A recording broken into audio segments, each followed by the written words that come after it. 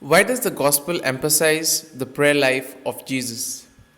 How can we relate to the 12 apostles? Why did the people want to meet and touch Jesus? All these questions and more answered during today's episode of Daily Reflections.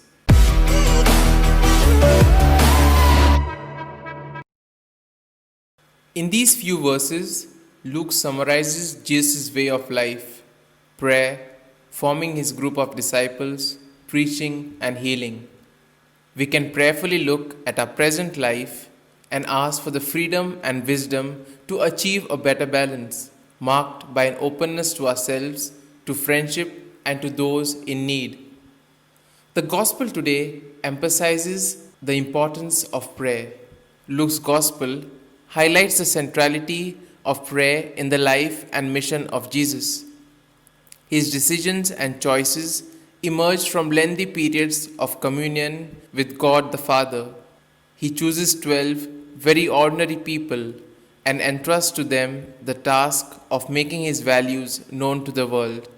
Despite being on the move and traveling, Jesus gave great importance to keeping in touch with his Father. It was their mutual love for each other that fed their relationship. In today's gospel passage, Jesus prayed before he chose his 12 apostles. When we are making decisions, especially important ones that will have a bearing on life, it is not easy if we feel lonely and unable to make up our mind.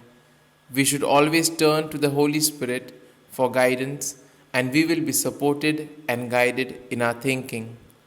The Gospel also tells us about how Jesus chooses the 12 apostles. Jesus prayed all night to prepare for this momentous decision, choosing the 12 apostles. With all their shortcomings and mistakes, it is through them and their total trust in Jesus and in His Spirit that the gospel has spread to the whole world. They were also the disciples of Jesus, those who were witnesses of His power and also of His great compassion when faced with human suffering. At the end of His life, He told them that they could also consider themselves His friends. Of the 12 apostles, 7 have a name which comes from the time of the patriarchs, that reveals the wisdom in the pedagogy of the people. By the names of the patriarchs and the matriarchs given to the sons and daughters, people maintained the tradition of the ancients alive and helped their own children not to lose their identity. The 12 called by Jesus to form the first community with Him were not saints. They were common persons like all of us. They had their virtues and their defects. The Gospels tell us very little about the temperament and the character of each one of them. But what they say, even if it is not much, is a reason of consolation for us. The Gospel also shows us the eagerness of the people to meet Jesus.